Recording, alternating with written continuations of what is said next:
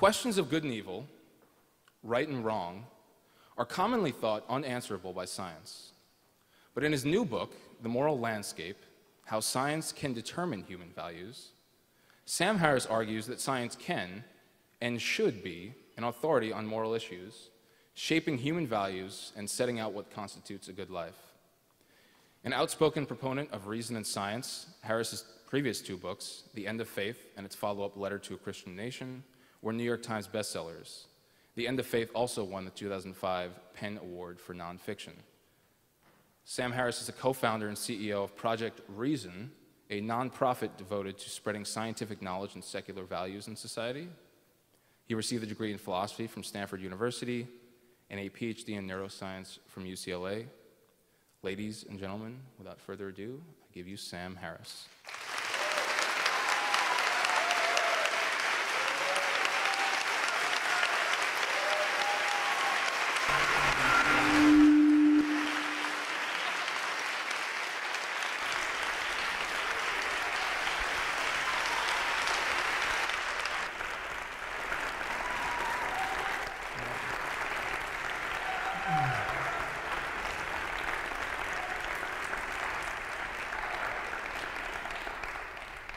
So, yes, you can hear me. Well, welcome. Thank you all for coming. I'm just going to let them dial me in a little less godly.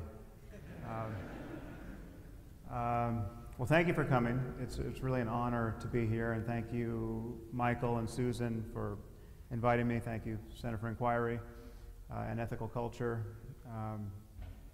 And that both these organizations represent something that should really be at the forefront of our consciousness at this moment, the possibility of understanding our human circumstance without pretending to know things we don't know. So I'm going to talk to you today about the subject of my current book, The Moral Landscape. And many of you, if you're at all aware of the kind of conversation that gets had in the secular community, know that this is probably the most controversial thing I've done. I don't know, did any of you see that my TED Talk earlier this year online? So a few of my slides will be familiar to you. At TED, you have 18 minutes to make your case, and of necessity, you're forced to sort of gloss over some details.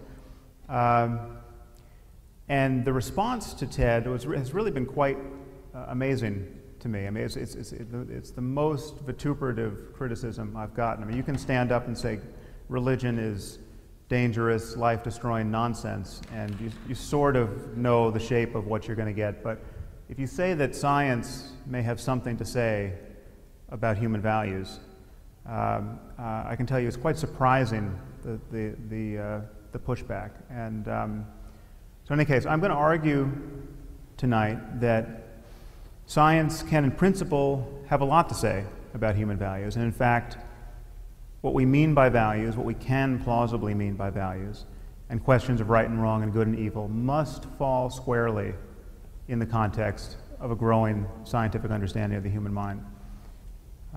And it's often thought there's this separation between facts and values, which is philosophically problematic, it's scientifically problematic, which is to say that science can't tell us anything about values. Science deals with facts, it deals with measurable quantities in the universe, and values are not the sort of thing you're ever going to link to physics and chemistry.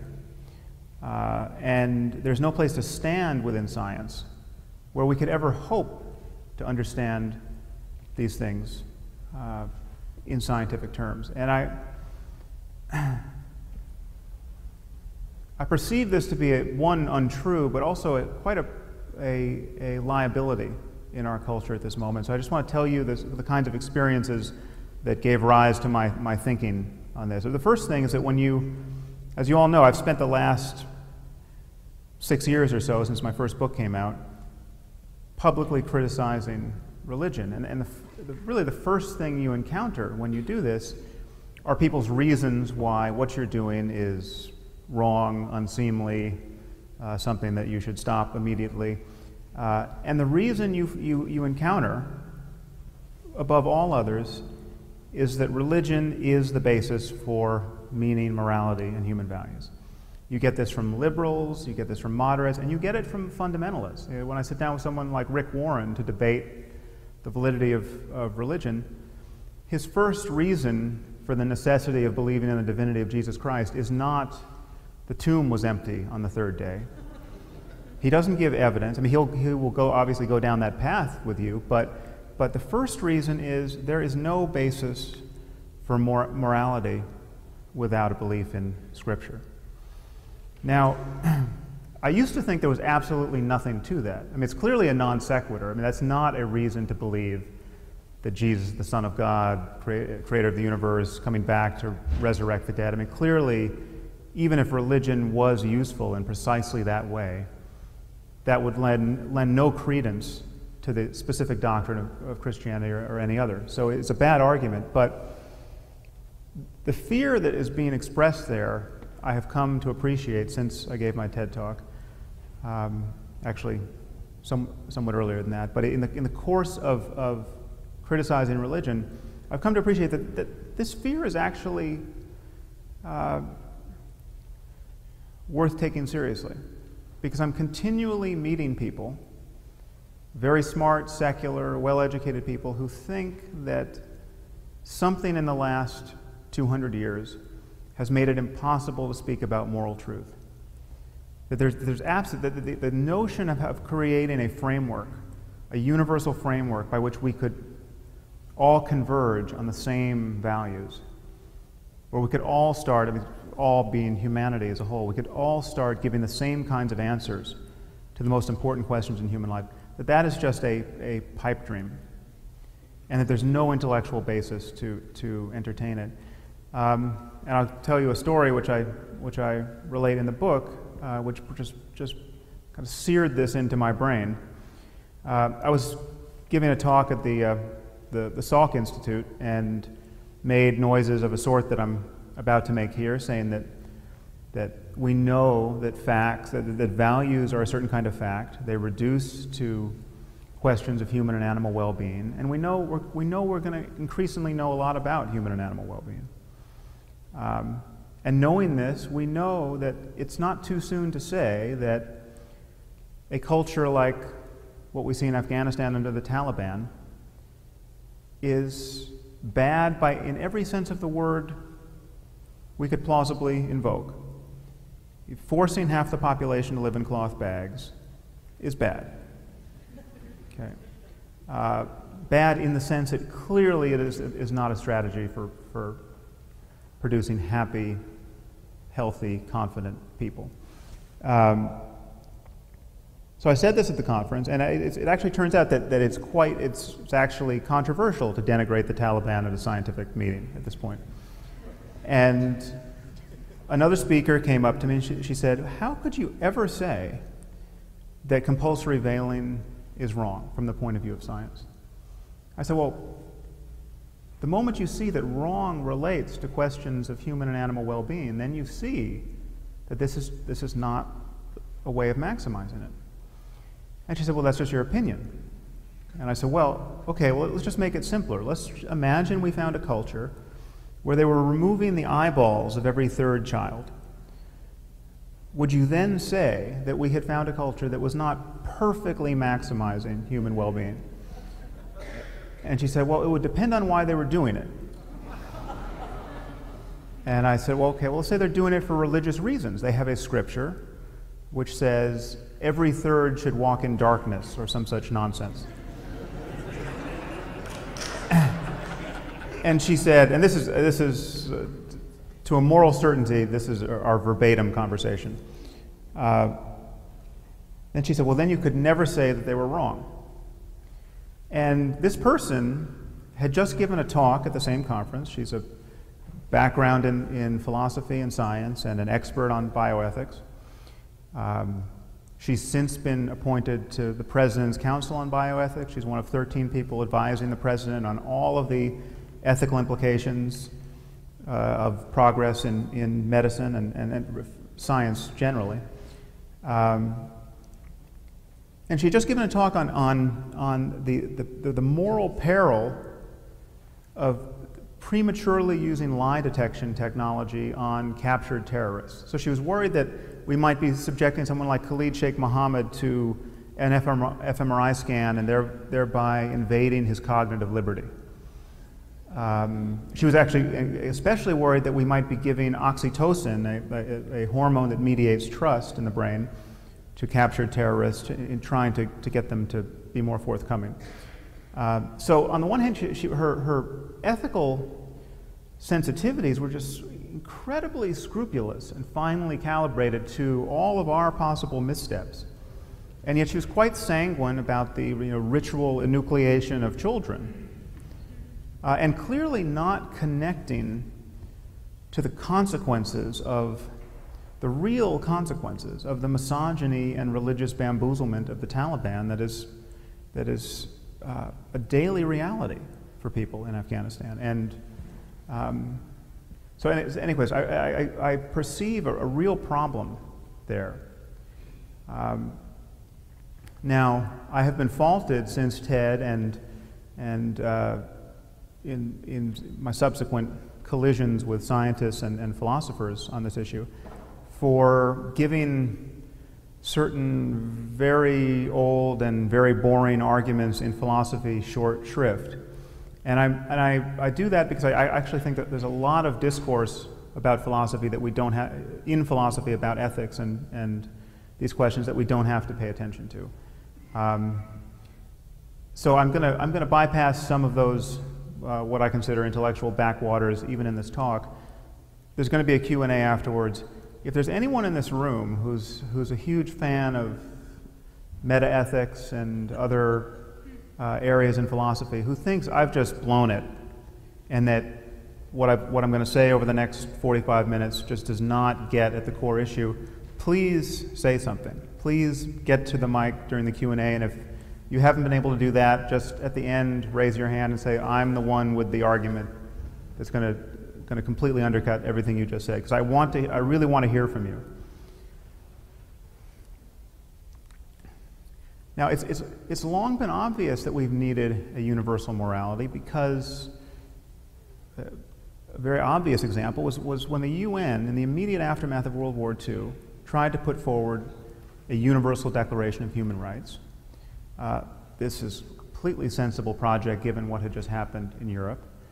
But there you see the problem in the social sciences in the US and in the West generally. This is the statement of the American Anthropological Association.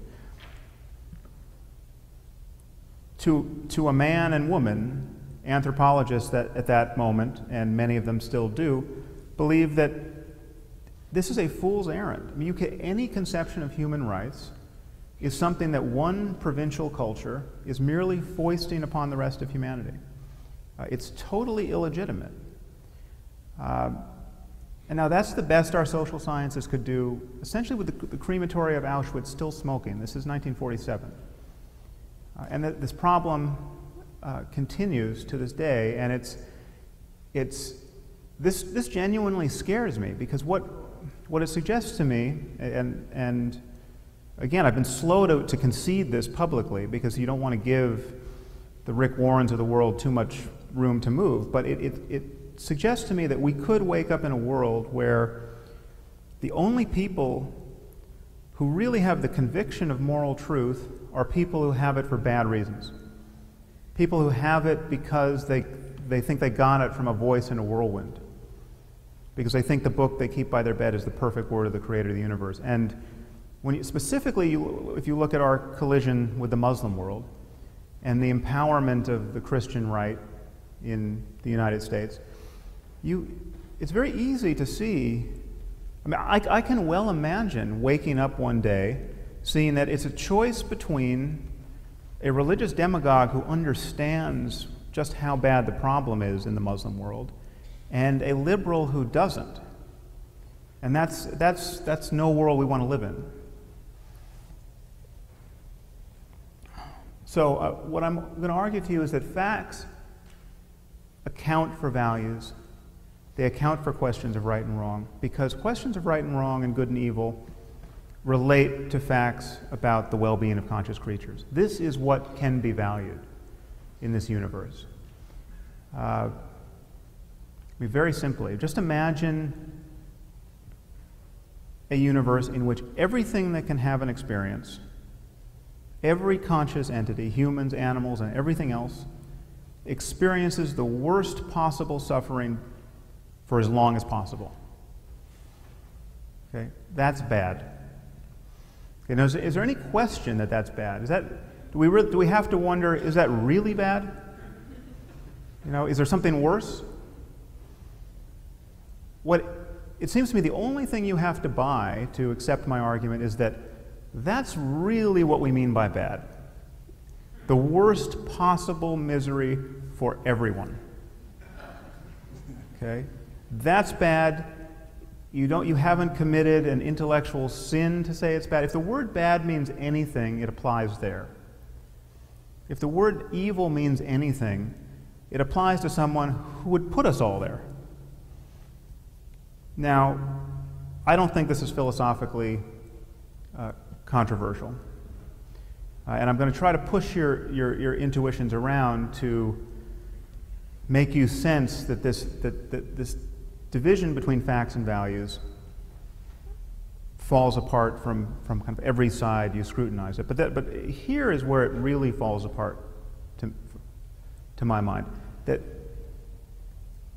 the worst possible misery for everyone is clearly the worst state of affairs.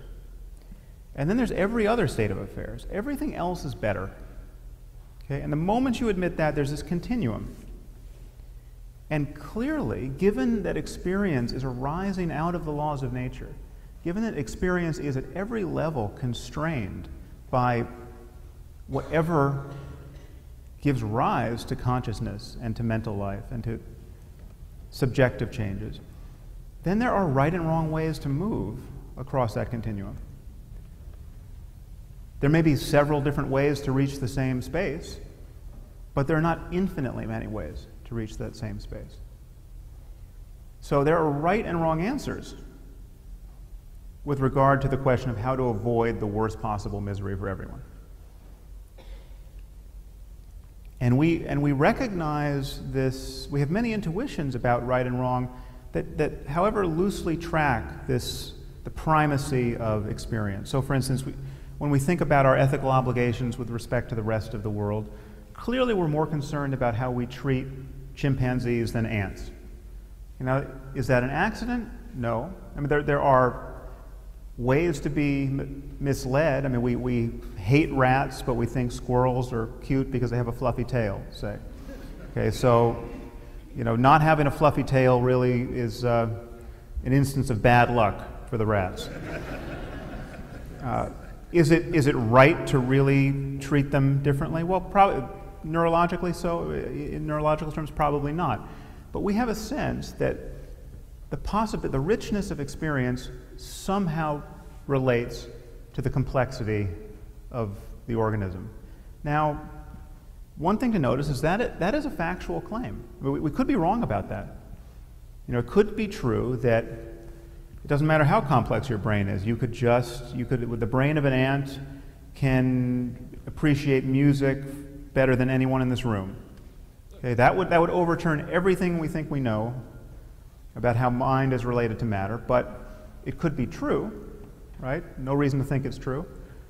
But again, we're talking about facts. We're talking about claims, truth claims that fall within the purview of science. And even, I would argue, religion is playing the same game of putting all the value on well-being, the changes in conscious states of conscious creatures. It's just that religions tend to put all the value after death. So if you think you're going to enjoy an eternity of happiness with God, if you believe the right things in this life, well then, those are the changes in consciousness you're worried about. It would make sense. I mean, you've got 75 years here, and then you've got eternity. Eternity is where you really want to be well situated. And so, hell, it means nothing without consciousness. If there's no conscious entity to suffer hell, hell is not a problem. So consciousness is still the basis of religious concerns about value. Now, many people think that this notion of well-being is so elastic and difficult to tie down that it's problematic to anchor morality and human values to it. I'm going to get away from that. But by analogy, I want you to consider physical health. Okay, physical health is a genuinely loose notion and clearly changing. I mean, we have very different expectations of health now than people did when this statue was carved, when life expectancy was probably around 25 or 30. And our expectations could change totally in the future. I mean, our descendants could live in a world where you would be expected to be able to regrow a lost limb like a salamander. That's biologically possible, given certain breakthroughs in science. Well, does that obviate all of our distinctions between health and disease in the present? I mean, is it impossible for us to have a science of health because the very notion of health is difficult to tie down? No, not at all. We have the science of medicine. And no one ever attacks the philosophical underpinnings of medicine with doubts about, how can you say that smallpox isn't healthy? You know what, maybe terminal smallpox is another way of being perfectly healthy. And what would you say to a man dying of smallpox who thinks he's as healthy as you are? How could you convince him? Okay, this is really a non-problem. I mean, you don't have to convince him. Some people can't, some people are crazy, some people are not up to the conversation, but so too on questions of human well-being and questions of what we should value in this life. Now, the notion that facts and values are distinct breaks down again when you look at how we describe our most basic understanding of the physical universe. So you take water. We now know something about its structure.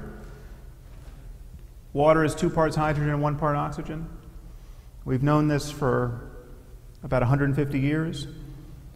What do you do when someone comes into the room and doubts this proposition? What do you do with a skeptic about water chemistry? Okay. How do you change their mind? Well, you have to appeal to certain values.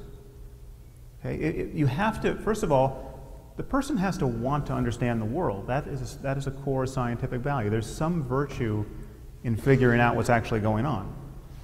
I mean, what would you say to someone who said, listen, actually my chemistry doesn't have much to do with understanding the world. I just want to make everything fit the book of Genesis. Okay, that's my version. Okay?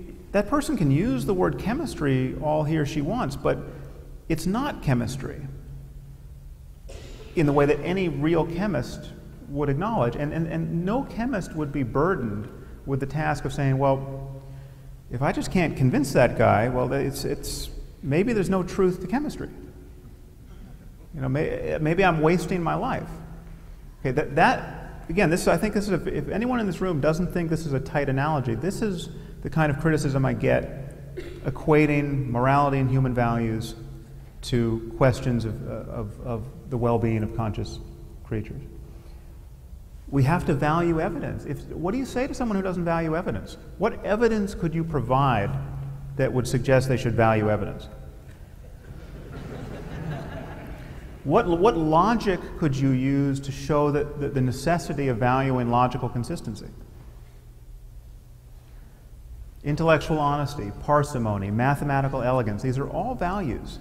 Okay, so the notion that many of you, I'm sure, have heard, that loosely derived from David Hume, that you can never get an ought from an is. You can never get to a statement about what you ought to do based merely on a description of the way the world is. Okay, facts to values. we only get to we only get to scientific statements through oughts, through values. I mean, the only way you say what water is first you ought to respect evidence. You ought to want to understand the world. You ought to be logically consistent. There's yet another way of bridging facts and values, and that's when you actually look at what beliefs are. I mean, belief is our best effort to describe the world in our thoughts. And we form beliefs about facts, and this entails all of what we do in science and history and journalism and every domain in which we're making claims about the way the world is. You got to this hall tonight based on the expectation that there'd be a lecture here. That was language spoken into your ear or read on your computer screen. Granting it credence is what allowed you to make it part of your internal economy of thought and action. Okay, and that's what makes a belief different from a hope. I mean, you can hope you won the lottery, but believing you won the lottery actually opens the door to the emotion and the behavior. We also form beliefs about values, about morality and meaning and spirituality. Now, many people have an intuition that these are very different things, that we're sort of misusing the word belief, but we actually looked at this with functional neuroimaging. This is the work I did for my dissertation, and we put people in a scanner and we gave them statements to read, very simple truth claims, but we did it from many different categories. So from geography and ordinary factual knowledge, but also ethical claims. And it turns out that the difference between belief and disbelief looks very similar, functionally identical given the tolerances of the technology. And on the left you have all categories bin together, belief minus disbelief. And then we separated mathematics and ethics, so that mathematics was just equations. People are looking at true and false equations, accepting the true as true, rejecting the false as false. And with ethics, they're looking at statements like it's good to be kind to children. Yes, true. It's good to torture children. No, false. The difference between what your brain does in those two conditions looks the same regardless of the content. So this is, I don't want to make too much of these data, but the brain appears to think it's doing the same thing when it's believing the virgin birth of Jesus versus disbelieving something else, or accepting the truth value of equations. So that should make this radical disjunction between facts and values look a little fishy to us. So as I said, I think beliefs are our best effort to map reality in our thoughts. And when we seem to succeed at that, we call it knowledge. Okay, these are the instances where our talk about reality seems to survive every test that reality can throw at it. And when it fails, we discard it. And you can't quite see it here, but there's clearly an area where our beliefs overlap reality, but they don't qualify as knowledge because they're accidentally true. This is sort of the stopped clock principle of epistemology. A broken clock is right twice a day, but it's still not functioning as a clock. Many people are right about certain things, but it's pretty obvious that they're right for the wrong reasons and are otherwise not to be trusted. And so clearly there's a continuum of facts that we can understand, that we can map in our thoughts with greater or lesser felicity. And many of these facts relate to how human communities can thrive. And we know it's possible to live in a failed state where everything that can go wrong does go wrong. But we know, if you look at a place like Congo at this moment, you look at Somalia, and these are places where the most basic projects of human collaboration are undercut every moment by just the impossibility of trusting the stranger, the next stranger you meet. I mean, when your daily concern is being hacked to death with machetes or being raped by drug-addled soldiers, everything else that could conduce to your happiness is out of reach. Okay? Now, and we know that there's something to understand about how you move from that situation toward a situation much more like the ones in which we live and raise our children. I mean, where you can have intellectual interest, you can have free time, you have a basic expectation that people will treat you civilly, where crime is not your moment-to-moment concern. I mean, all of these things are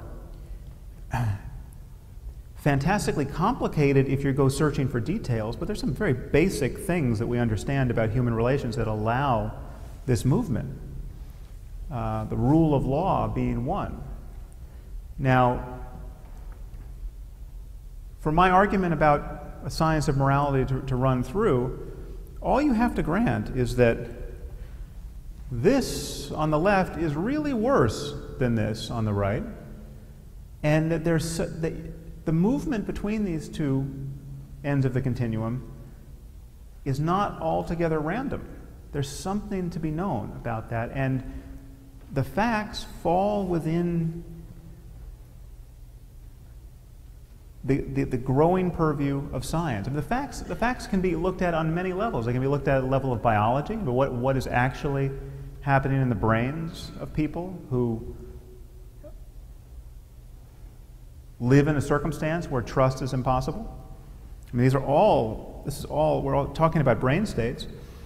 Even beneath that, you're talking about genes that may predispose people to certain behaviors. I mean, we're beginning to understand something about the neurology of psychopathy. You know, certain people lack the ability to feel empathy. This is a biological phenomenon. And you can look at this on many levels, all the way on up to the levels of economic systems and political arrangements. But in between, clearly we're talking about a growing science of the human mind. And understanding the brain is central to that. It's one easy way to see that there must be right answers here is just to consider what life would be like on Earth for two people. I mean, just imagine only two people exist. You can call them Adam and Eve. Now, ask yourself, are there right answers to the question and wrong answers to how they could maximize their well-being in this circumstance? They're the only two people on Earth. Well, wrong answer number one, they could smash each other in the face with a large rock. I mean, clearly that's not the optimum collaboration. And clearly there are possible states of collaboration that are open to them, which they may fail to find. I mean, it's true that they could be such people who would not recognize the prospects of collaboration. I mean, they could just try to kill and eat each other.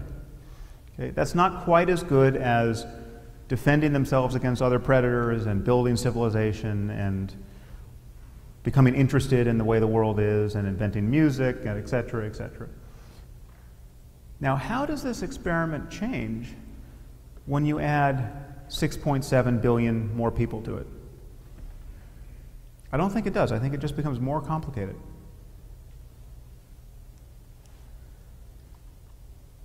So I'm asking you to consider what I call a moral landscape, where the peaks correspond to the heights of well-being available to any conscious system, and for our purposes, humanity. And the valleys correspond to the lowest depths of misery. And one thing that immediately drops out of this framework is the prospect of there being multiple peaks.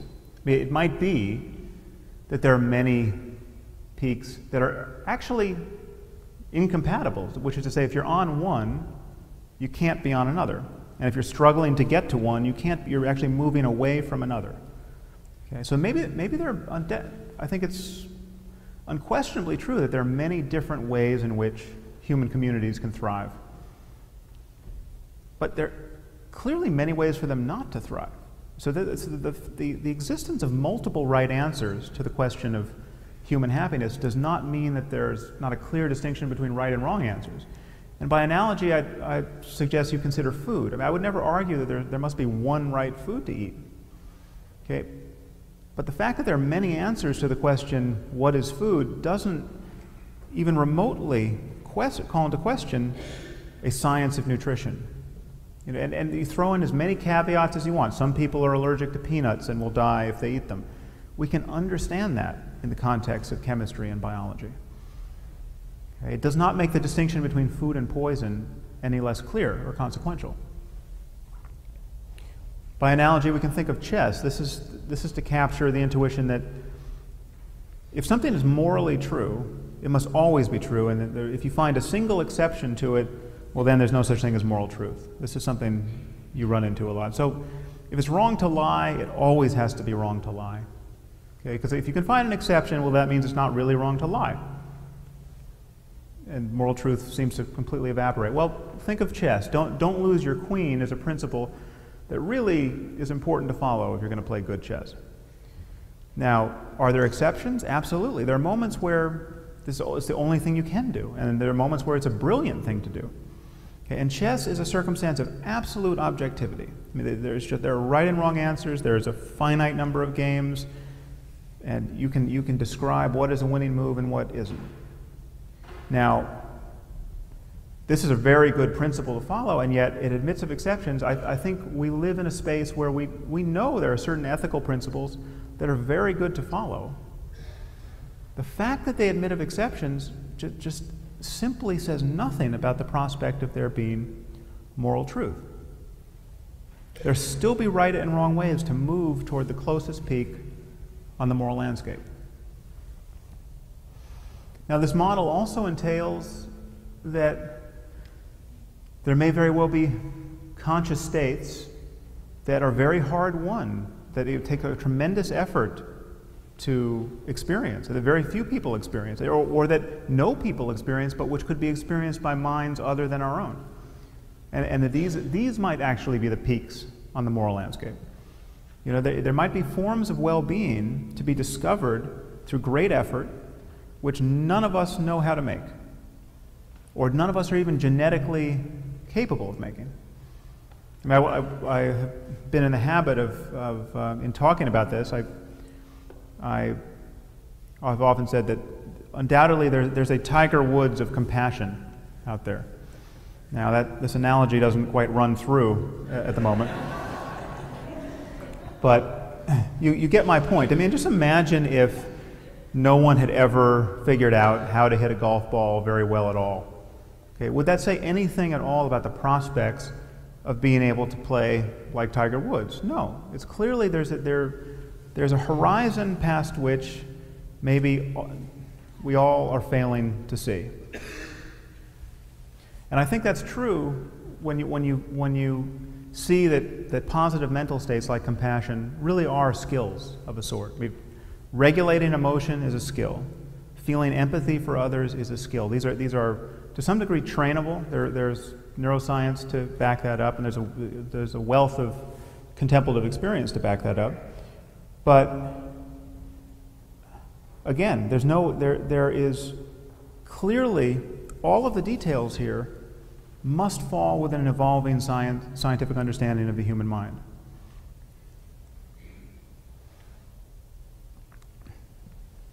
Now, in counterpoint to this, I want to spend a few moments talking about the kinds of moral alternatives on offer which we should be worried about. And for that, I actually think there's no better case than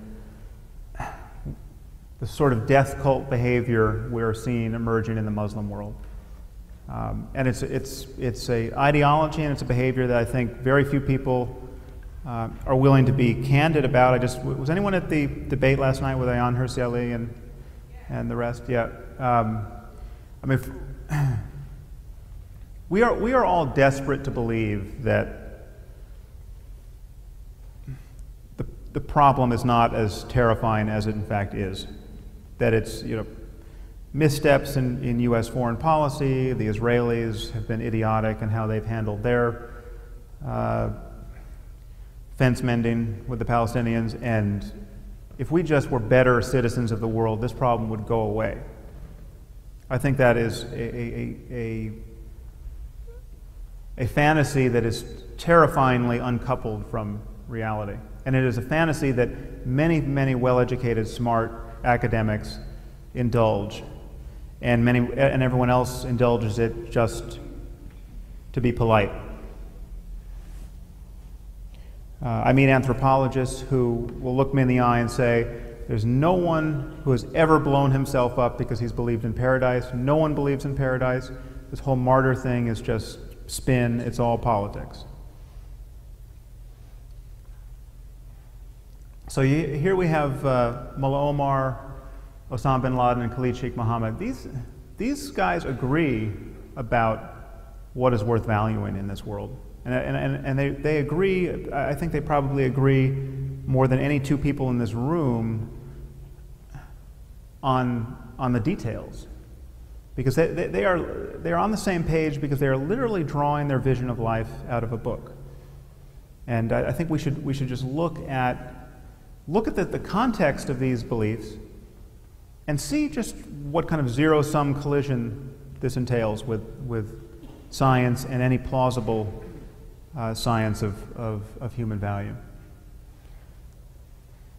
I mean, first they believe that the Prophet Muhammad received the Quran directly from the Archangel Gabriel, who was channeling the perfect word of the Creator of the universe, and that the Quran is an absolutely perfect articulation of the highest wisdom that will ever be espoused in any community, anywhere, in any galaxy.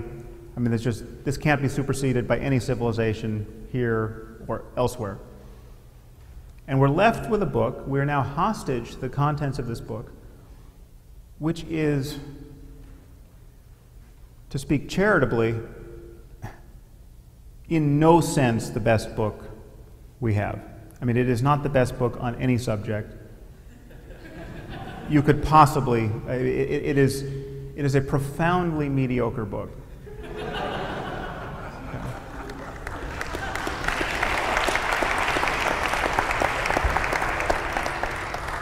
And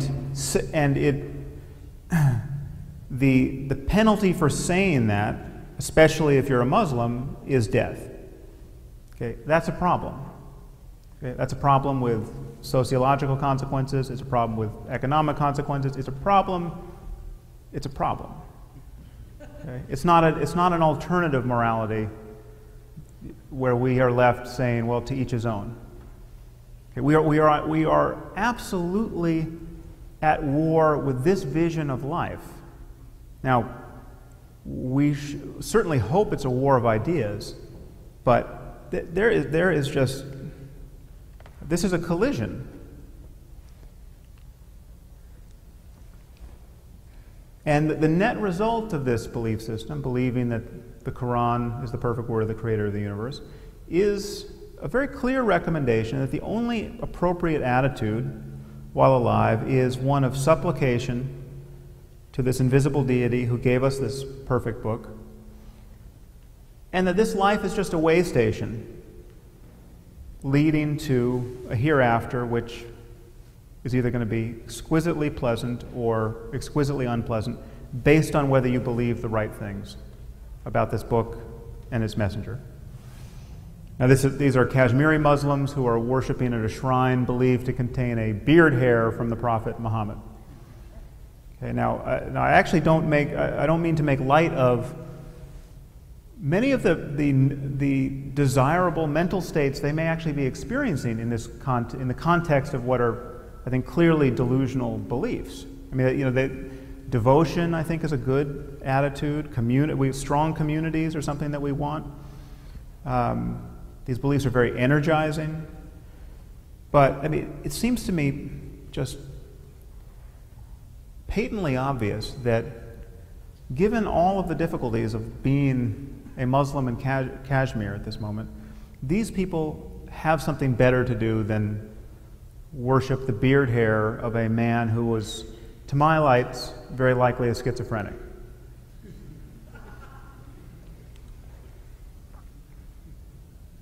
And the conception of an afterlife that animates all of this, I mean, it really is a view that this life is nothing but a test of faith. And this is believed by millions and millions of people. We're not just talking about Al-Qaeda. And the afterlife is,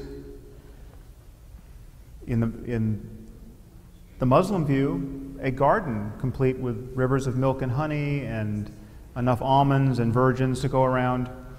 This is a startlingly provincial conception of sublimity. This is analogous to a modern cult thinking of promising an afterlife where everyone gets to drive a Lexus. This conception announces its origins in the human imagination at every turn. And it's clearly something about which science stands in skepticism. This is something in which you can't say there's no conflict between science and this proposition.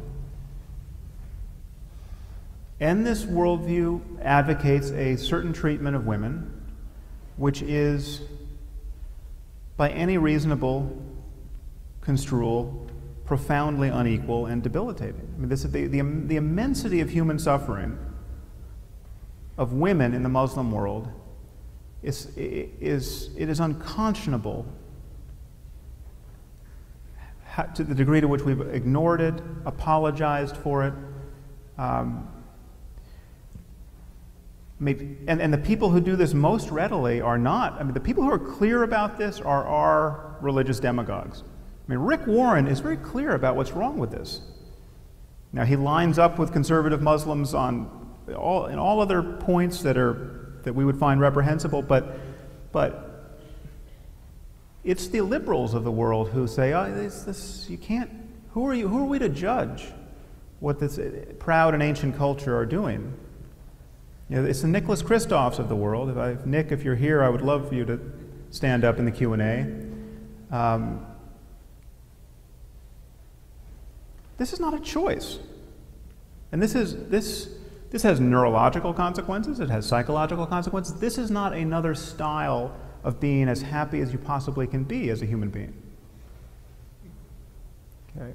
And that is true even if there's a way to as a mystic, live in a cloth bag on purpose because this is something that is going to cause you to have some great experience. There may be some voluntary way to live a very bizarre life that will pay certain dividends, okay? But still, that's not what's going on here.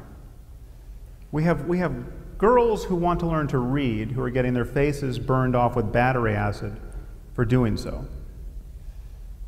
And well-educated, liberal women in this culture aren't quite sure that there's any place to stand by which we can say that that's really wrong, beyond saying that we just don't like it. And this style of living has given us what now is incredibly familiar, the phenomenon of suicide bombing, which is not, by no means, always directed at us. For the most part, it's Muslims who suffer this horror. This is the aftermath of a bombing of Shia Muslims in Pakistan by Sunni. The Sunni view Shia as apostates. And this is a girl crouched over the body of her dead mother. Clearly, these consequences are bad. This is not. Everything isn't up for grabs.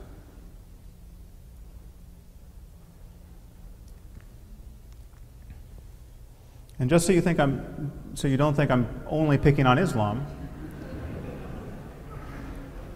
we consider the Catholic Church briefly. Here we have an institution that simply is more concerned about preventing contraception than about preventing child rape. It simply is. That is its conscious policy and its actual actions in the world. It's more concerned about gay marriage than genocide. Okay. This is an inversion. If the moment you see morality relates to questions of human flourishing, this isn't morality.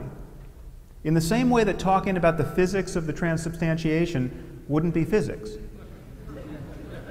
You could say the phrase physics of the transubstantiation over and over again. You could convene a conference about it. You could say,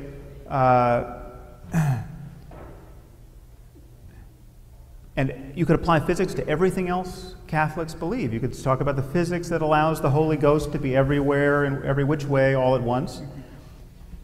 There's not a physicist on earth who would have to take you seriously. Why is it that we have to take the use of the term morality and value and right and wrong and good and evil that occurs in this context seriously?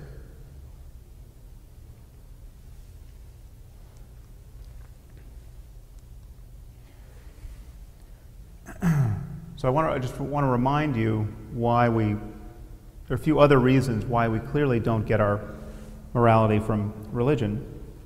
And one is that clearly even fundamentalists have to edit the books. I mean, you come to the Golden Rule and you say, well, this is truly wise. That's why I'm reading the Bible. But then you come to something in Deuteronomy, like if a woman's not a virgin on her wedding night, she must be stoned to death on her father's doorstep. Every fundamentalist Christian and Orthodox Jew, and there are probably a few exceptions, but basically every sane one has figured out some way to ignore that. Right?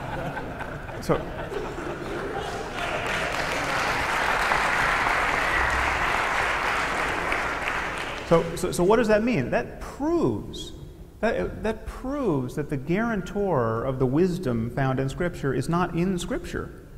I mean, it's in us. It's in a larger conversation about what it constitutes to live a good life.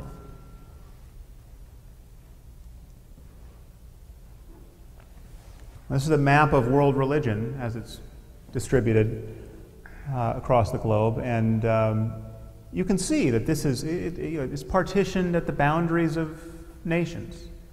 Now, I think my colleague and friend Richard Dawkins was the first to point this out. At least I'm sure I got this from him. That this is not the way truth spreads itself over the globe. I mean, this should look suspicious. I mean, religion is not in the truth business if this is how it's partitioned. And so we can think, especially in this case of India. I mean, what are the chances that India, to the exclusion of every other society, has discovered that the elephant-headed god Ganesh actually exists and should be propitiated? Okay, does anyone believe this? So I've just mentioned the contradictions between faiths. I mean, they are mutually contradictory and self-nullifying. But within each faith, there are impressive patterns of contradiction. This is just a map of self-contradiction within the Bible. So every arc is connecting a verse in one book or another, which is perfectly refuted by another verse. And the gray bars that you can almost see here are the numbers of verses in each one of those books. And so there are hundreds of contradictions which are just absolute deal breakers. And there's no way this book is presenting a coherent message. John the Baptist was in jail when Jesus was crucified. John the Baptist was not in jail when Jesus was crucified. Then there's the inconvenient fact that our religions allow for and support some of the most barbaric practices we have ever perpetrated on one another, and therefore the creator of the universe has failed to answer the easiest moral questions, in this case slavery. I mean, slavery, Jefferson Davis, the president of the Confederacy, was right to say that slavery is supported in the Bible. There's no question it is. There's no honest reading of the Bible that can say, this is the most articulate condemnation of slavery ever written. Okay? It would take a paragraph to perfectly express what is wrong with slavery, and it's not in the Bible. God clearly expects us to keep slaves. So that, to my mind, should just end the argument about whether we get should be getting our morality out of religion. Now I want to move on to some other ways in which people begin to doubt that there could be moral truth on the side of science. And one is in violations of moral intuition. So many of you are probably familiar with this scenario. This is the trolley problem, which is now ubiquitous in the scientific and philosophical discussion of morality. And so you have a trolley coming down the tracks, If you do nothing, it will hit 5 workmen and kill them. But you stand at a switch, and you can throw the switch, diverting the trolley, where it will only kill 1 workman. Okay, so you will have saved a net 4 lives. Now, when you pose this, and this has been posed now, I think, to thousands of people, something like 95% of people have a very strong moral intuition that absolutely the right thing to do is to throw that switch. I mean, you would be culpable not to have saved those 4 lives. Okay. But if you describe the same scenario, or what is purports to be the same scenario, in a different guise, the response completely flips. So now you stand on a footbridge, and a trolley is coming down the track, it's going to kill 5 workmen, but there's a suitably large person next to you, and you can just push him into the path of the oncoming trolley, thereby stopping the trolley and saving a net 4 lives. Now, something like 95% of people think this would be an abhorrent act, that you would be a monster to do this. And people look at this and they say, okay, well, clearly the result in either scenario is the same. Clearly our intuitions about right and wrong just can't, I mean, how do you square them here? I mean, there's just there's no there. You describe it one way, people are for it. You describe it another way, people are against it. How could there be any such thing as moral truth? Well, there are many problems with this. I think that we all have an intuitive physics, and a bunch of us spend a lot of time worrying about whether he's really going to stop the trolley.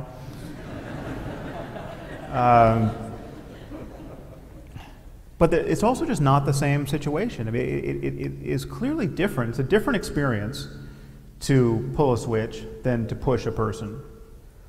And if in fact it is a different experience, it affects people's minds differently, it's something that has to be accounted for in any real description of the consequences of these actions. But even if we can't resolve this, even if we can never get our intuitions to track even if these situations are actually the same, and you describe it one way and it just never seems right, that doesn't undercut the notion of moral truth. And you, by analogy, look at what happens to our logical intuitions. How many of you are familiar with the Monty Hall problem? So many of you. How many of you are just sure you know the right answer to the Monty Hall problem? Okay, so not.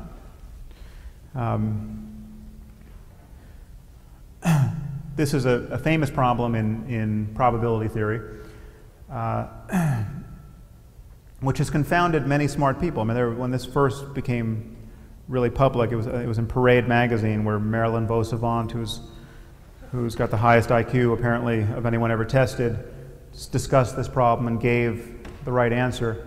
She was just pilloried by mathematicians who said, listen, you may be smart, but you're not a mathematician and you've just destroyed your career. Well, so it's possible to get this wrong, even if you spend a lot of time thinking about mathematics. You're on a game show, and you're asked to pick, you're confronted with 3 doors, and behind one door is a car, behind the other 2 are goats. If you pick right, you get the new car. So you pick door number 1, and then Monty Hall, after whom this problem is named, opens another door revealing a goat. And the question is, should you switch? He gives you an opportunity to switch. Do you want to now pick door number 3? How many of you think you should pick door number 3? How many of you think it just doesn't matter if you switch? Okay. Well, there's a very strong intuition that I think we all share, that, okay, you're in a situation here, there's just 2 doors. You know, there's a car behind one, there's a goat behind another. Why would you switch? I mean, you could switch, but what would actually change if you switched? Now, the truth is, there's a clear right answer here. You should switch. You picked under a condition of real uncertainty. You've been given information with this door opening, and your chances are 2/3 if you switch, okay, and 1/3 if you stay with your initial guess. Now people, when you explain this to people, some of them just don't get it. I mean, in my dissertation defense, I actually used this slide. And one of the neuroscientists in I had 4 people to convince, And one of them said, I don't believe that answer to the Monty Hall problem. This is difficult for people. It's easier to see when you imagine 1,000 doors. Okay, initially you picked door number 1, and there were 999 doors closed, and now Monty Hall has just nullified 998 of them, leaving door 576. And he said, would you like to switch? There it starts to become clearer to people. I mean, all the probability has collapsed over here. You've been given a lot of information. The fact that people find this difficult doesn't for a moment make us wonder that maybe there's no logical truth here. Maybe there's no right answer to the Monty Hall problem. So stymied intuition is just not. We have a double standard in how we value it in the moral domain. And we know we have perceptual intuitions that are just faulty. I'm reasonably sure that everyone in this room sees this tower as leaning further to the right than this one. It isn't. These are the same photograph. And yet we can get behind these failures of intuition when it matters. And failures of intuition like this actually tell us something about, in this case, the visual system. So we clearly have failures of moral intuition, which is to say we can fail to track, we can fail to be motivated by those facts that would spell the greatest difference in well-being. So this is a now increasingly famous experiment by the psychologist Paul Slovic. You ask people, how much would you give to help this little girl, Rokia, who needs your help? People, when confronted with this, give the maximum amount they're going to give to anything. And they confess the highest level of empathy. You ask another group of people, how much would you give to help this little boy, Musa, I think the name was in the experiment. You get the same result. Maximum empathy, maximum tangible altruistic donation. But you ask another group, how much would you give to help Rokia and Musa, a little boy and a little girl? And then both empathy and altruism are cut by 25%. Okay, this is clearly a bug, not a feature. I mean, this is if you care about a little girl and you care about a little boy, you should care at least as much about their combined fate. And if you add more kids, the altruism and compassion just falls off in a almost linear way, just falls to the floor. Now, there are ways in which we could understand this. We could say, well, if you add too many kids, we just feel powerless, so we just can't even process it. Okay? That failure to marshal our attentional and emotional resources and material resources is a problem. I mean, this is, and actually Slovic connects this to something he calls genocide neglect. I mean, just the fact that we have endless attention to spend on one personal story of personal suffering. In this case, he uses the example of baby Jessica, who fell down a well in, I think it was 1989. And this was kind of when CNN was at its heyday. And I mean, the news cycle for 72 hours was it was wall-to-wall baby Jessica. And people really had the free attention to worry about her. But you hear that 800,000 people were hacked to death in Rwanda in a few months, and it doesn't make the news for the most part. And if it does, it's just you can't focus on it. Now, it seems to me that this is not good for us. This is a kind of moral illusion, and we have to find some way of building in our better judgment into our laws and our social institutions and our tax codes to protect us from our moment-to-moment failures of moral intuition. And so to conclude, what I'm asking you to acknowledge is that given what we can value is a matter of human and animal well-being, given that must be constrained by the laws of nature, then we're talking about a domain of facts.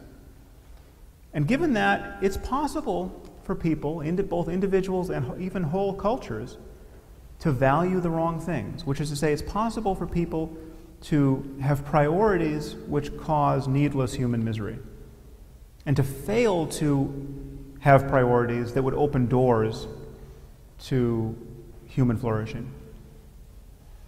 And I think this is the greatest challenge we face as a civilization. We have to find some way of building a global society based on shared values. We have to converge on the same economic and environmental and political goals. And it seems to me patently obvious that we don't have 1,000 years to do that.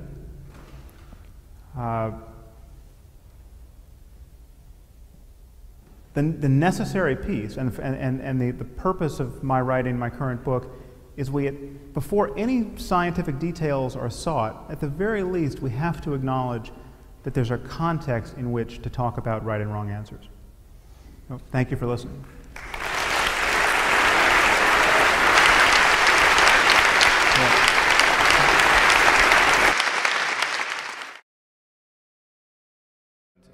If, for instance, there was some sort of study that showed that corporal punishment actually benefited emotional well-being in the long run for children, then we would have to admit that it's moral. Now, a lot of people objected to that in the sense that which it would never be right to corporally punishment children. So it's a tough situation. I'm wondering kind of what you've thought about the response to that. I mean, I actually don't, I think it's an incredibly easy question to answer, because just ask an analogous question. It's worse than corporal punishment. Is it good to slice open the belly of a child? Well, if you're performing an emergency appendectomy, yes.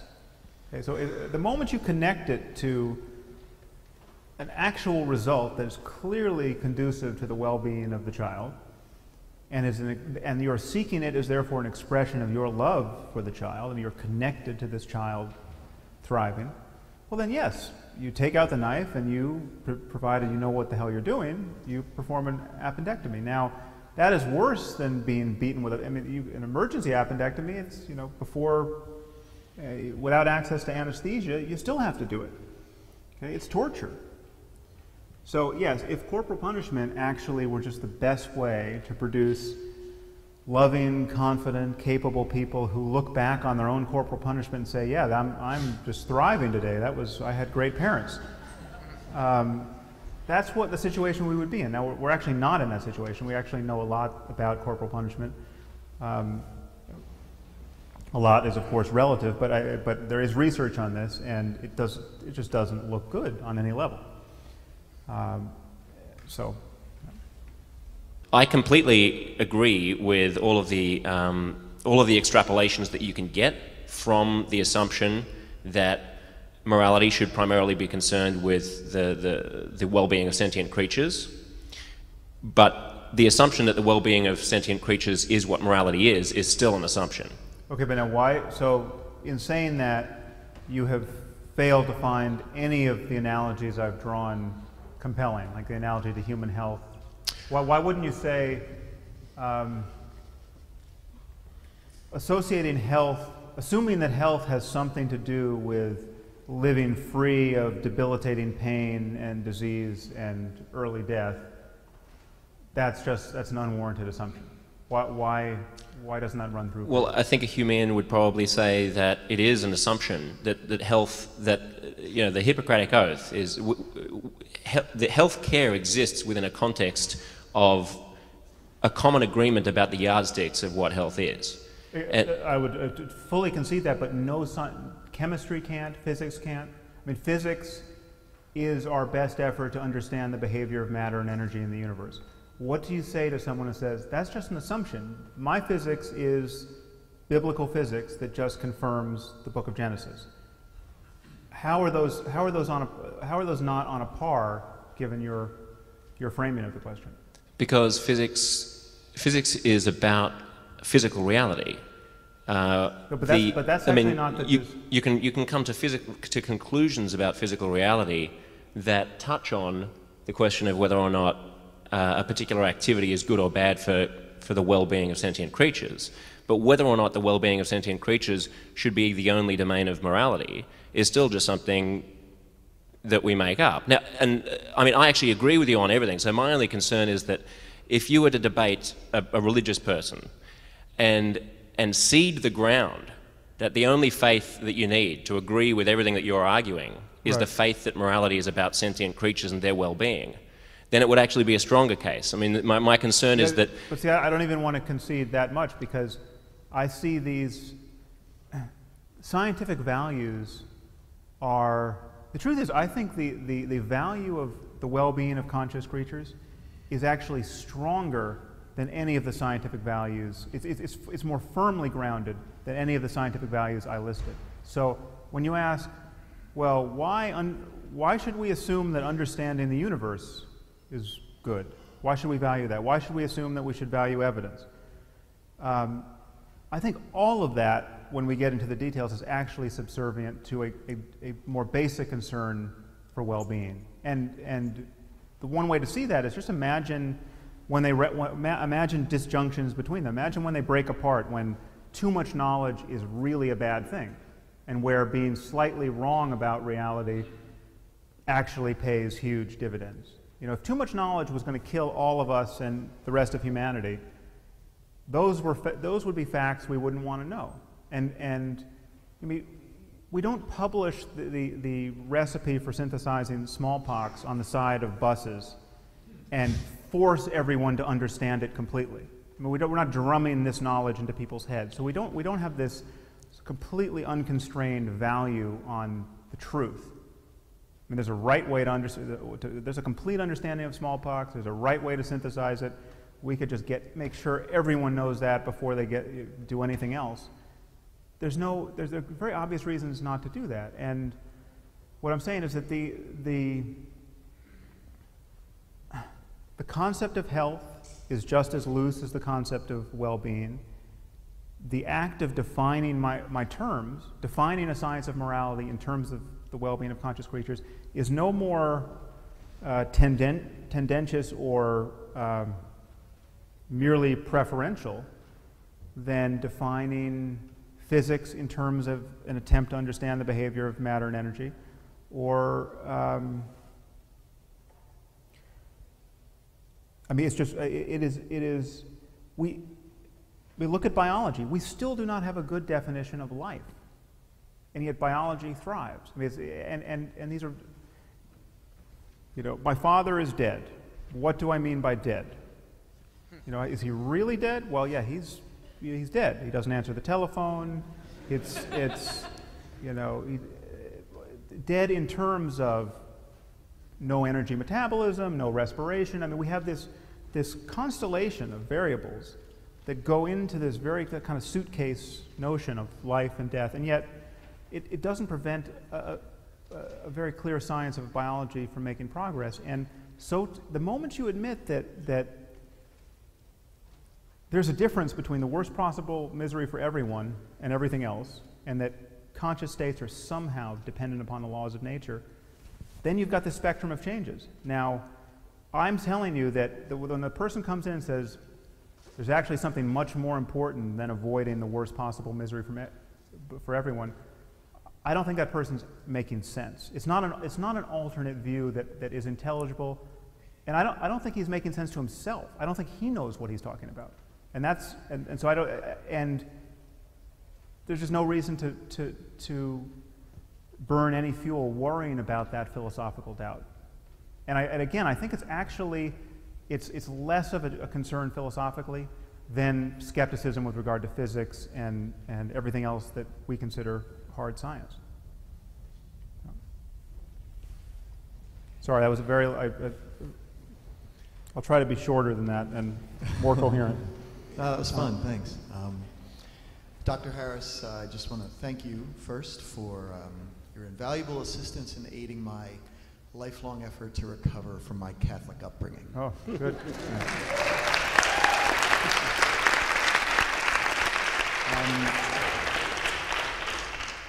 2 hours due west of here, where I've driven from to see you, is Pennsylvania. It's a lovely place to discover nature. It's not the buckle of the Bible Belt, but it's the bow tie. And I'm here to tell you, I'm having a hard time getting along. I live in the matrix, you know? And so I would love it if you could share some thoughts on how I'm somewhat of a leader in my community, and I have a hard time communicating with people.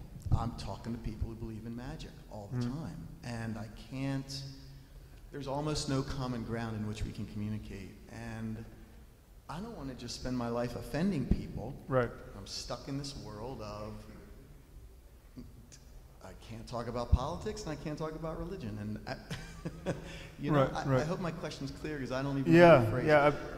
I mean, it's the predicament certainly most of us are in. I think it's, I mean, I don't have a clear formula to differentiate those occasions where you should just change the subject or be civil in some other way, and those occasions where you really should, there's a reason to take it to the mat.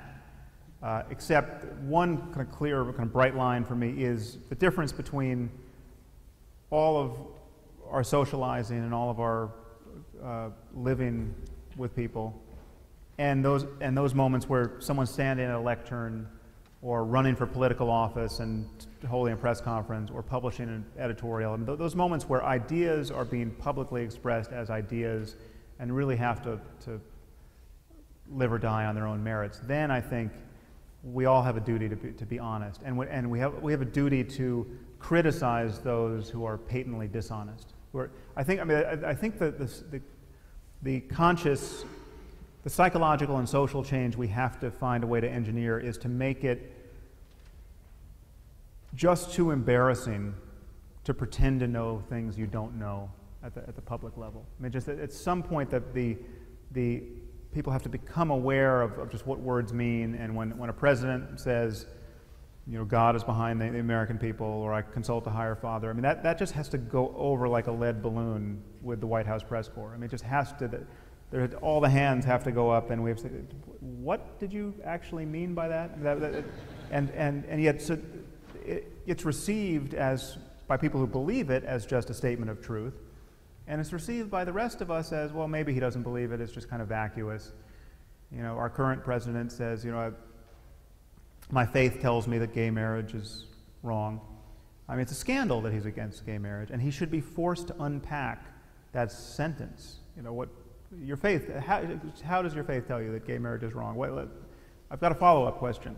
There has to be an argument there. If gay marriage is wrong in terms of all of the suffering it would create.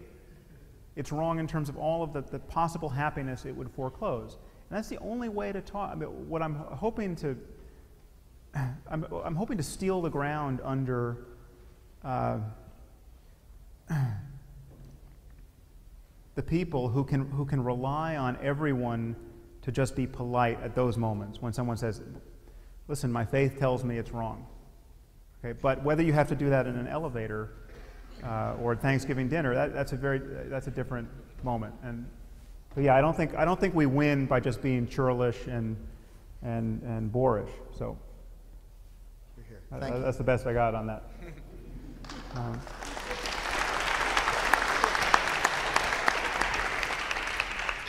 I'll echo, I'm sure everyone else is going to say the same thing, but it is a pleasure to finally meet you and talk to you.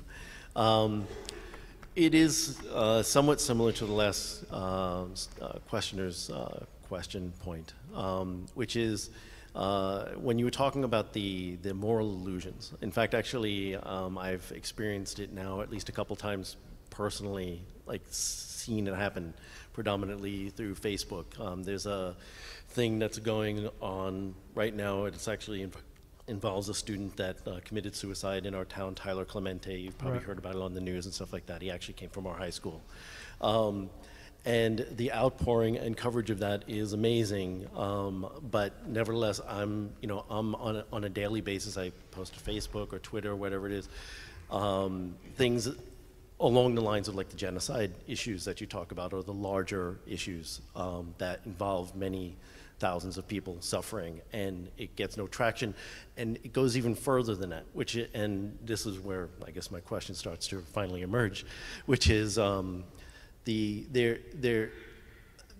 bug that you speak of, I think, is nuanced on many levels in terms of human consciousness and our ability to expand our empathy, because there seems to be an active negative feedback. It's like when people are caught, not by surprise, but when you confront them with the fact that they have not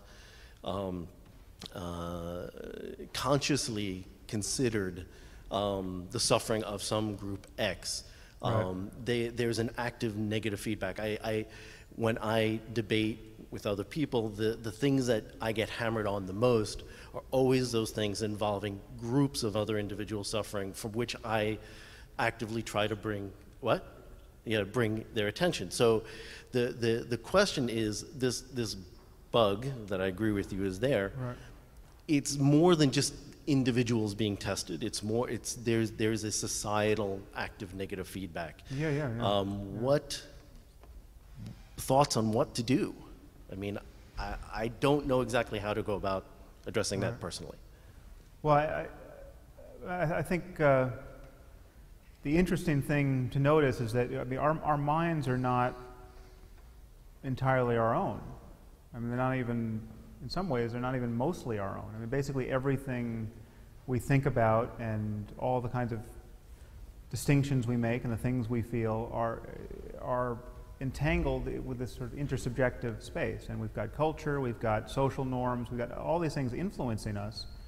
And we have to, insofar as we are individuals thinking our own thoughts, we have to influence it back. I mean, we say things, we publish things, we do things, which then change the context in which we exist. And I mean, my basis for hope is that the context can change pretty radically and pretty quickly. And the best analogy I know for that is with regard to racism. I mean, racism in this country has changed. Now, it's not that racism has completely gone away. There's still racists, and racism is a problem, and people are discriminated against. But I mean, I have an example of this somewhere in my book. 100 years ago, there were editorials published in all the major newspapers regularly that now read like they could only have come in a Ku Klux Klan pamphlet. I mean, just nakedly racist screeds. And obviously people were lynched by the thousands, and many of you have seen those photos of lynchings. I mean, these were just, every upstanding citizen in the town is arrayed, you know, in their Sunday best. We're talking newspaper editors and senators and school teachers and parents with kids, all for the purpose of taking a postcard shot under a dangling and lacerated and often partially burned corpse of a black man who's been hung from a tree or a lamppost. Okay? And this happened by the thousands and happened for decades. And I mean, people literally took body parts home as souvenirs and put them in their places of business. I mean, it's just, it doesn't compute right now. And that's a measure of how much our society has changed and our expectations of it have changed. And I think we have to, in historical time, it all happened very, very quickly. And I think the hope is something like that can happen around this variable of false certainty and religious demagoguery and dogmatism. And it can happen here, it can happen in the Muslim world, and we have to find some way of engineering it. And I just don't know, beyond trying to talk sense on all these points, to do that. But I think, in principle, it can happen very quickly, and it could all happen in a single generation. I mean, if we just had an educational system that reliably challenged religious bullshit from the moment the kids went through the door,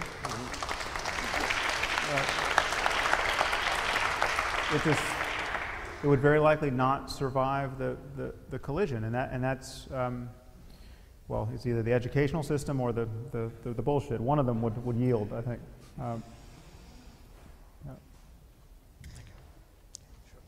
You said that you continually encounter intelligent, very educated people, most of whom, or many at least, are liberals, who refuse to admit to what you and I believe most of us would agree to is an objective morality, a clear right and wrong answer to certain questions. Right. Why do you think that this position, of these liberals we're talking about, why has it taken such a foothold, a strong foothold in our society, in our culture, in the modern day? Right. And where does it come from? Like, is there someone who's like a postmodern relativist godfather? Yeah. No, but it's a very good question. I think there are two obvious and actually somewhat defensible reasons for it. One is our understandable guilt over all of the missteps of the North and the West over the rest of what's now called the developing world. I mean, colonialism and racism and xenophobia and all of that, we have a lot to atone for as a civilization, and we're aware of it, and this is a kind of intellectual overcorrection that has occurred in the social sciences and occurred in liberal discourse. So that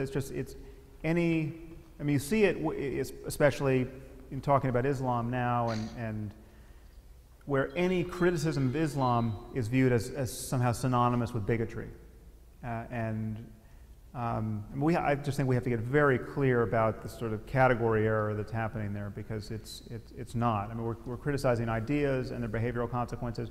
We're not talking about people or the color of their skin. We're talking about, when I criticize Islam, I'm not at all talking about Arabs or any ethnicity, and I'm talking about white kids in Marin County like John Walker Lind who decide that the Quran's the perfect word of the creator of the universe. So there's a lot of white guilt, and to put it sort of crassly, and then there's just an appreciation that these are very hard. I mean, understanding the human mind is a very hard problem. So understanding morality the details are very complex. And while neuroscience is 150 years old, it's a very young science, and the sciences of mind are very young. So we're just not, in terms of just delivering the details, we're a long way away from doing that in an experimental sense. So. Thank you. Hi. So I was thinking about all this in terms of just the movement in general and the work that the Center for Inquiry does. And, I'm sorry. I'm asking this question about sort of the movement in general in the context of the work that the Center for Inquiry does. And my question is, would it be possible to make room in this movement for people who are very compassionate, very empathetic, golden rule religious people who just happen to feel in their bones that every time they do something nice, an angel gets its wings? Like, is there a way to bring those people into this movement? And if not, why not? And if so, what would that look like? Right. Well, I think I might have to recuse myself from this question, because as though anyone who was at that AAI conference in, 2007 in DC, I am the guy who questions whether we need a movement. I mean, I don't think we have to call ourselves atheists. I started a nonprofit that's a secular nonprofit as well, but I don't think we don't need to be a victim group. I don't think we need to be a political group. I'm still not convinced that the way forward is for us to say, there's a lot of non-believers here and it's time you took us seriously. I think we just have to criticize bad ideas, and we have to laugh at bad ideas, and we have to get other people who, like you say, have some bad ideas that are not quite as bad as the ones we're laughing at, to laugh with us at the really bad ideas. And to have it all sort of just ricochet around, so that there's sort of no one with bad ideas left standing at the end of all that. And we need stand-up comics. I mean, so on one level, racism again is the analogy I used at that conference. I mean, clearly the civil rights movement was important and paid some dividends, and writing new laws is important, but Chris Rock is important. I mean, having a black guy stand up on stage and be the funniest guy any of these white rednecks have ever seen, that is a huge change.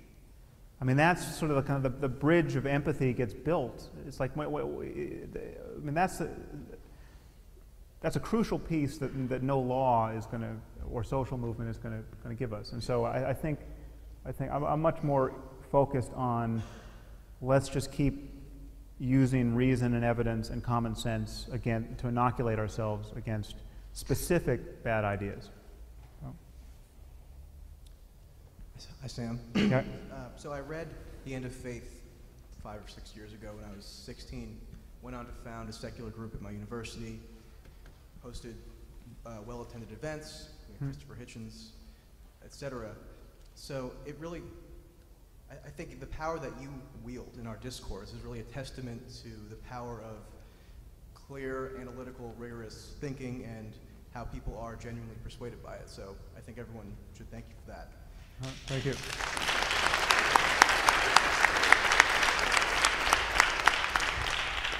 So my question has to do with how your theory would translate into public policy, or at least the domain of politics and governance. So for example, if a polity in the Middle East, by democratic consensus, wants to impose the cotton bag on its women, and the only way to supersede that influence would be the imposition by some other state, and necessarily it would infringe upon their autonomy. So I think one of the reasons liberals may be troubled is that it seems to require some kind of force that would dismantle the autonomy of a people. Well, and I don't think it's so much autonomy, but it's just you would create tremendous suffering in trying to rescue those people. I mean, so you have to kill the bad guys, and you can't do that in a really targeted way, so there's collateral damage, and I mean, I think I get the shape of the question. So yeah, we can't, so what we have in certain circumstances, we take North Korea. Ironically, North Korea is, when I talk about North Korea, I don't get the same kind of pushback as when I talk about the burqa in Afghanistan. I mean, there are very few liberals who will stand up and say, no, North Korea is just another style of human flourishing. Who are we to judge North Korea? You don't get that. So that alone just shows you that this variable of religion is really the thing that is anchoring this, I think, moral delusion. But North Korea is a hostage situation, and there's apparently nothing we can do about it. There's nothing we can do about it because too many people would get killed in trying to do something about it. Now, are we right to wish we could do something about it? I think absolutely. If we could wave a magic wand and liberate all the people of North Korea, we would be monsters not to do it. But it just so happens that there are situations in which it's too hard. Now, I mean, this is actually, it sort of falls out of the model of the moral landscape when you think of what it means to be in a place on the landscape where, in order to get to a peak, you actually have to move downward before you can go up. I mean, you have to go through a saddle. So there's some construal under which, okay, well, this suffering is somehow justified. Everything's getting worse for a lot of people right now, but it's justified given where we're expecting to get to on the other side. Now, we make that calculation all the time, and we think it's the right thing to do. I mean, when you decide to repair a road in a street in Manhattan and create a traffic snarl, you're doing that because it's going to be better for everybody in the long run, but you're inconveniencing millions of people when you do that, and some people are trying to get to the hospital, they're pregnant, and they're being delayed, and there are consequences, and we sort of have to, we can't be paralyzed by all that given all the benefits down the line. And we make this, in a very loose way, we make this kind of calculation all the time. But yeah, there are situations clearly where we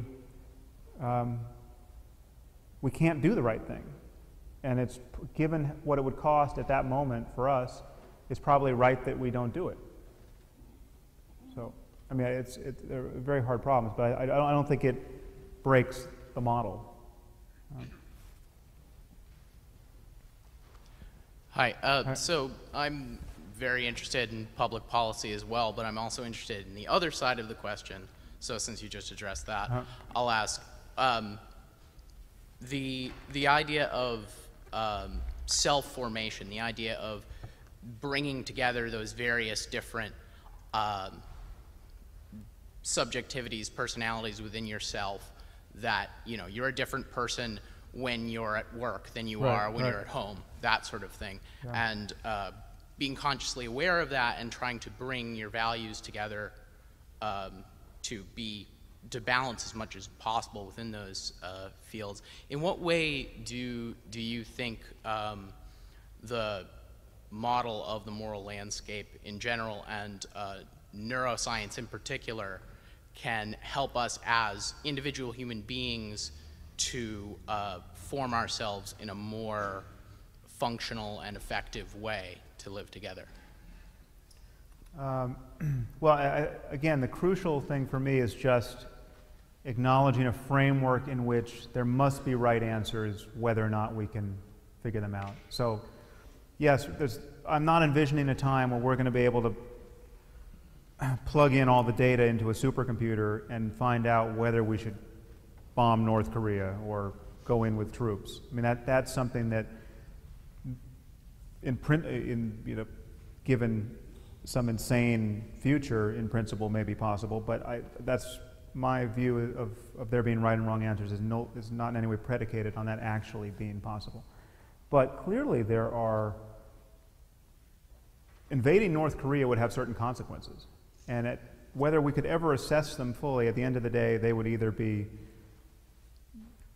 net worse or net better, or it would be a wash. You know, I mean, maybe there'd be no really important difference in our state of the world. A lot of people suffer. People who suffer over here get better over here. The balance would still be, there'd be some kind of parity.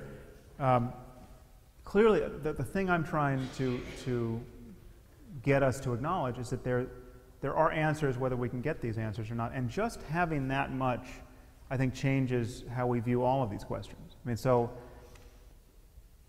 you know, you're talking about just kind of self-transformation. So would it be good for me to spend 5 minutes every morning before checking my email just thinking of all the things I'm grateful for in my life?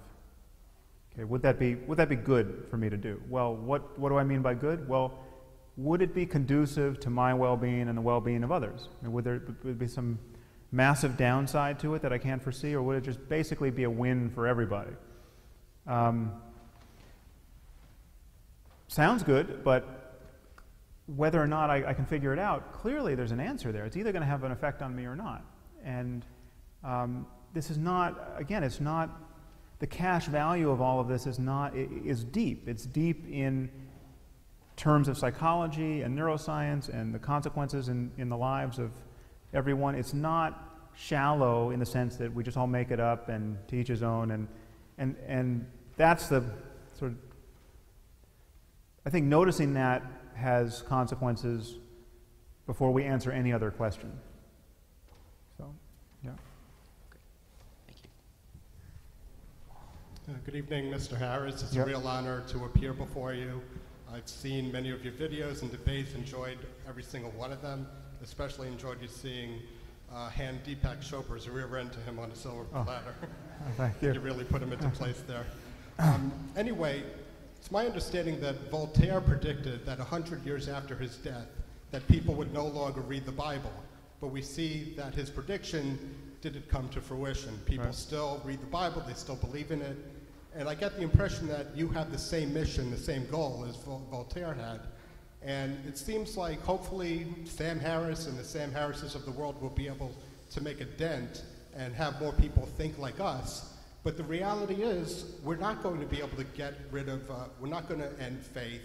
These religions are here to stay. And we have to deal with the reality of that. So my question is, how, in spite of our differences, how are we going to find a way to find a common ground, common similarities, and be able to make peace and have a mutual understanding and respect with those of us who have different beliefs than us? Right. Well, I think I'm not so eager to sign off on that last statement that, of course, religion is here to stay and we have to work with it. Because no one is saying that about witchcraft. And witchcraft it thrives in Africa at this moment. And it was omnipresent in human societies before the advent of science in the West. I mean, people were burned as witches in Massachusetts and throughout Europe for hundreds of years. And this belief is something that now is in such disrepute in the developed world that no one comes up with an argument about how are you ever going to get rid of witchcraft? It's so meaningful. You know, they're midwives and they deliver babies and they're so helpful and they also believe this stuff, but who can blame them? I mean, it's just the problem is solved. And then when we look at what's going on in Africa at this moment, we see that children are being killed as witches and that diabolically we have Christian dogma facilitating that, you know, and then you've got ministers performing exorcisms, and actually, I think Dan Harris, who's here, did some amazing reporting on that. I mean, just kind of horrifying encounters with exorcists who are, you know, abusing children for the benefit of everyone and being paid for it. In any case, we look at that and we say, well, okay, this is just the only way this survives is people are ignorant of some very basic thing. I mean, there's just not enough understanding of the germ theory of disease, and there's not enough remedies, and this is a problem that can be solved. I mean, when life gets better in Africa, and states get more stable, and hospitals work, and we all expect witchcraft to go away. Now, I think when we start understanding the positive end of human experience, quote, spiritual experience, when we start understanding things like compassion, and rapture and self-transcendence and all of the juicy stuff that people have been reporting, have been discussing in the context of religion, all the baby in the bathwater that everyone's afraid to throw out. Okay, that once we have a secular place for that, and we're not lying to ourselves anymore, and we can just, you know, if you want to talk about compassion here, there's a vast amount we now know about it, squarely in kind of the floodlit center of science, then I think that there's going to be no basis for religion, in the same way that there was no basis for witchcraft when, you know, there's no basis to think your child is demonically possessed when he or she's having a seizure once you understand something about neurology and there's a hospital to go to and etc. So you think that all religion will eventually die? Okay. I think we have to think that's possible, otherwise there's no game to play. I mean, there are enough people thinking it's impossible. I mean, so it's like, I'll acknowledge that there are different roles to play here. Not everyone should be doing what I'm doing, but there are enough people playing the other game of course it's not going away and we just have to get good people to behave well. And that, you know. All right, so unfortunately due to time, this gentleman will have the last question of the evening. Okay. You gave very effective examples of what is not human well-being and what is not a guarantor of moral wisdom. Right. To advocate your thesis, could you explain a little more deeply exactly what we mean by well-being and on what epistemological paradigm it's defined? And Right. there has to be some relativism, which I think would be solved through the evolution of human behavior. For example, I don't plan to mate with a praying mantis, but what she does with her mate is morally justified from her perspective. Right.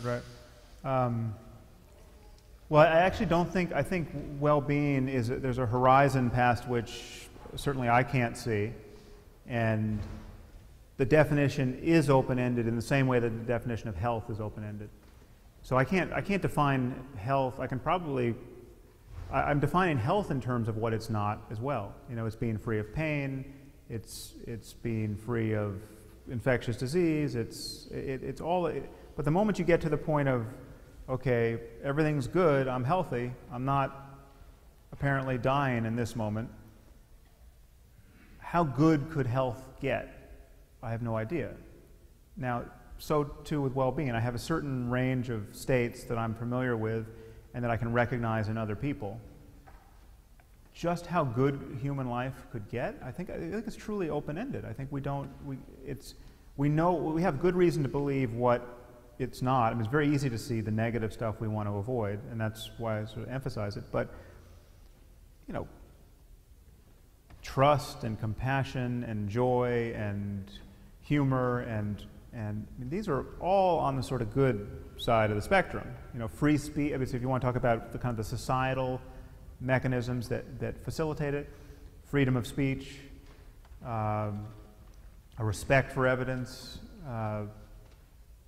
but then again, there are all kinds of tensions here that we have to acknowledge. I mean, at the societal level, you know, the right to privacy is one thing which we value, and it seems we're right to value it, but that's has to be tuned against freedom of speech, because in certain cases they're antithetical. I mean, is free speech my publishing your diary if I happen to find it, or my filming you through the window of your house? No, I mean, your privacy might have to trump that, and so we have to sort of balance these things. All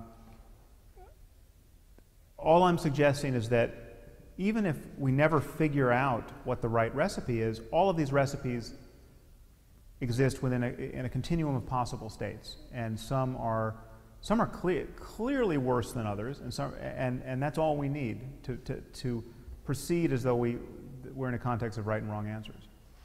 And again, knowing that there's a context of right and wrong answers changes the kinds of questions we ask, whether or not we can ever get those answers. I mean, we have this background reality that we're exploring, as opposed to something we're just making up whimsically, or something that has been drummed into us by culture, and it doesn't have any connection to reality, really. And that's that distinct. I don't know if that really gets at your question, but I don't think there's a problem having a notion of well-being open-ended,